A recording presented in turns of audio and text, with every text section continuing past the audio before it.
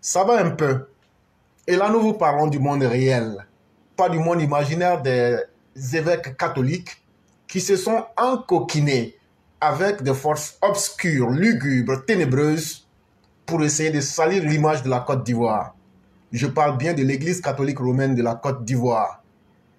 Il serait important que vous veniez nous expliquer comment se fait réellement l'ordination des prêtres et des évêques. Si vous voulez qu'on entre dans les secrets, un jour on le dira. Et on va expliquer comment le pacte est signé avec le diable. On l'expliquera au grand public pour qu'ils le comprennent. Je parle bien de l'Église catholique romaine. Et donc, contrairement à eux qui vivent dans un monde parallèle, dans un monde imaginaire, dans un monde complètement loin de la réalité, la Côte d'Ivoire sous Alassane Ouattara, ça va un peu. C'est vrai, le contexte mondial actuel n'épargne aucune économie en ce qui concerne le renchérissement des prix. Les fortunes sont diverses pour les populations. D'une contrée à une autre, les réalités sont plus ou moins différentes pour les couches défavorisées. En Côte d'Ivoire, on assiste à une transformation de la société, un phénomène social qui semble passer sous silence, mais qui, pourtant, mérite que l'on s'y attarde quelque peu. Les pauvres ne sont pas si pauvres en Côte d'Ivoire. Une affirmation qui est loin d'être une vue d'esprit ou des propos du monde imaginaire. Les faits sont là, visibles et surtout sont parlants. Ils tiennent à quelques indicateurs que tout le monde peut vérifier. Dans nos quartiers, aujourd'hui, chaque maison a au moins un poste téléviseur couleur, un réfrigérateur et un ventilateur. Les abonnements aux chaînes cryptées font place aux branchements fraudulés. Bien de foyers modestes sont au split désormais. Une réalité qui touche, je dirais même, les zones rurales. Dans le village de Yakolidabouo, par exemple, dans la région de Soubré, les planteurs n'ont rien à envier aux citadins. D'abord, les cases sont progressivement remplacées par un habitat de plus en plus moderne. Ensuite, les infrastructures de loisirs et de plaisir cohabitent avec les traditionnels cabarets. Enfin, les paysans vivent dans un relatif confort. Ce, avec l'appui combiné du Programme national d'électrification rurale, en abrégé PRONER, lancé en 2014, et du programme Électricité pour tous, PEPT, permettant aux couches défavorisées de se raccorder avec seulement un apport initial de 1000 francs CFA. Les pauvres ne sont pas si pauvres. L'autre facteur montrant bien le changement des habitudes, c'est l'école. Les écoles privées font école. Auparavant réservées à une classe dite supérieure, les écoles privées foisonnent. L'éducation fait partie des postes les plus lourds du budget familial. Il y a quelques années, il fallait se lever à 3 heures du matin pour aller faire inscrire son enfant au cours préparatoire première année, c'est-à-dire le CP1. C'est un vieux souvenir. À coup de communiqués et de rappels, le gouvernement invite les parents à aller inscrire leurs enfants à l'école publique. Beaucoup d'enfants, malgré le niveau de revenus de leurs parents, vont dans les écoles privées. Côté alimentation, les choses bougent aussi. Les habitudes changent au bas de l'échelle sociale ivoirienne. Vous pouvez vous en rendre compte. Il suffit de sillonner les grandes surfaces. Là, on peut voir les enfants se procurer un pot de déguet à 1200 ou 1000 francs CFA selon les magasins.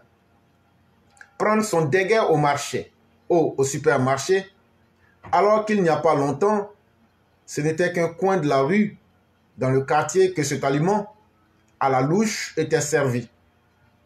Les pauvres ne sont pas si pauvres. Justement, parlant des grandes surfaces, combien sont-elles à ce jour? Abidjan ne comptait que 2 grandes surfaces commerciaux. Monoprix, près de la gare sud de la Sotra, et Score, non loin de l'hôtel de ville au Plateau. Aujourd'hui, les centres commerciaux poussent dans chaque quartier. Des succursales voient le jour pour se rapprocher des populations. La demande est telle que les horaires ont changé. Si les grands centres fonctionnent de 7h30 à 21h, leurs relais font jusqu'à 23h, voire même 0h. Certains font du non-stop, 24 heures sur 24. Dans ces boutiques modernes, ce sont les petits portefeuilles qui sont visés. Une des multinationales a bien compris qu'il faut aller capter la demande dans les petits quartiers. À Koumassi, c'est avec joie que les populations parcourent, surtout à la tombée de la nuit, les rayons de ces magasins. Le marché, ce n'est plus seulement sur les étals traditionnels, dans la chaleur et dans le bruit. C'est aussi le plaisir de se faire des emplettes en famille, comme on le voit dans les films, confiait un couple. Les pauvres ne sont pas si pauvres. En réalité, le pays, la Côte d'Ivoire, bouge. Nous parlons de la Côte d'Ivoire du monde réel. La demande de consommation est forte. Une consommation tirée par une classe moyenne de plus en plus forte, de plus en plus exigeante en matière de qualité de vie. Si au sommet de la société ivoirienne, l'on peut constater des dépenses ostentatoires, il n'en demeure pas moins que l'Ivoirien moyen se donne les moyens d'avoir une vie normale. Le salaire minimum interprofessionnel, appelé SMIG, a été bonifié à 75 000 francs CFA. Le gouvernement ne s'est pas arrêté là. Pour les ménages les plus défavorisés, un transfert social leur a été permis de sortir de la zone rouge. Il faut se rendre à l'évidence. Nous sommes dans le monde réel et non dans le monde imaginaire et le monde parallèle de Marcellin Kouadio, évêque catholique. L'Ivoirien modeste ne vit pas que de son salaire. Le salaire reste insuffisant pour accomplir tout ce qui a été dit plus haut. Il faut aujourd'hui parler des revenus. Bien des salariés ont bien compris qu'il faut multiplier les gains à la fin du mois. Pas forcément en jouant à la loterie, mais en développant d'autres initiatives. Elles sont permanentes ou saisonnières. Associant, dans des cas, le conjoint. C'est ainsi que le congélateur, géré par l'épouse à la maison, sert à vendre du jus de fruits, de l'eau en sachet, de la glace. On peut citer aussi le petit commerce en ligne, sans taxe ni loyer de magasin, la cabine de téléphone, la petite table de marchandises diverses. Occasionnellement, la confection de paniers durant le mois de Ramadan, la vente de moutons pour la tabaski, la location de platines, des chaises et couverts pour diverses cérémonies sont entre autres autant d'activités qui permettent d'arrondir efficacement les fins de mois. La Côte d'Ivoire change. La Côte d'Ivoire du monde réel sous Alassane Ouattara. C'est de celle-là que nous parlons. Les conditions de vie des Ivoiriens s'améliorent. Les difficultés, la population, avec l'appui de l'État, se donne les armes pour les affronter. Ça va quand même au pays du monde réel d'Alassane Ouattara.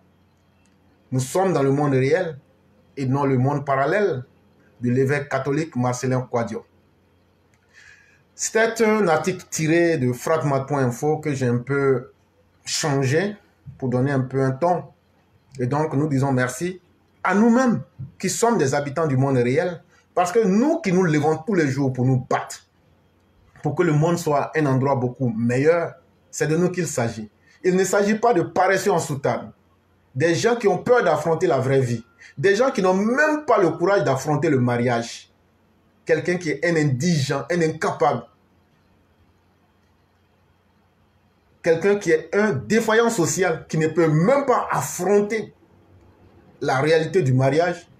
Une telle personne ne peut pas venir dire à nous les pères de famille que nous levons chaque jour pour aller chercher notre pain, qui nous levons chaque jour pour nous battre, nous qui n'attendons pas les chèques, nous qui ne copinons pas, nous qui ne nous encoquinons pas, nous qui n'entrons pas en collision avec les forces obscures pour pouvoir bien vivre, nous qui ne nous contentons pas de vivre sur les dîmes et les aumônes. C'est de nous qu'il s'agit. Et nous qui sommes dans le monde réel, c'est nous qui devrons parler. Ce ne sont pas des célibataires endurcis qui ont eu peur de se marier, qui peuvent parler à la place des hommes mariés.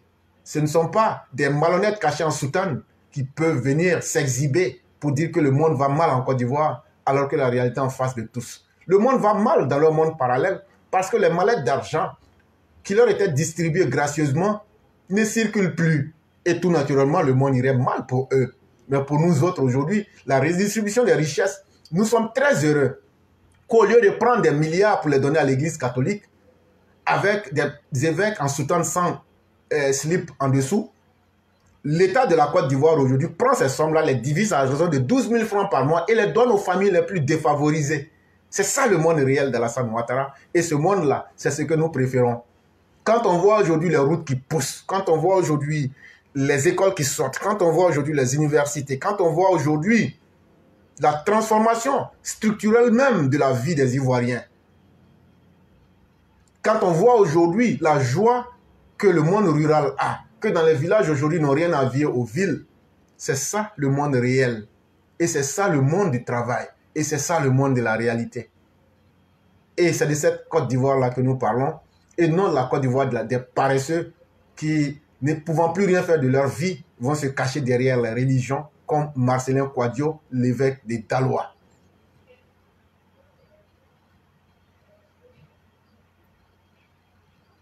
Et comme disait notre mère, une personne adulte incapable de gérer un foyer n'est pas moralement crédible. Ça encore, c'est pour Marcelin.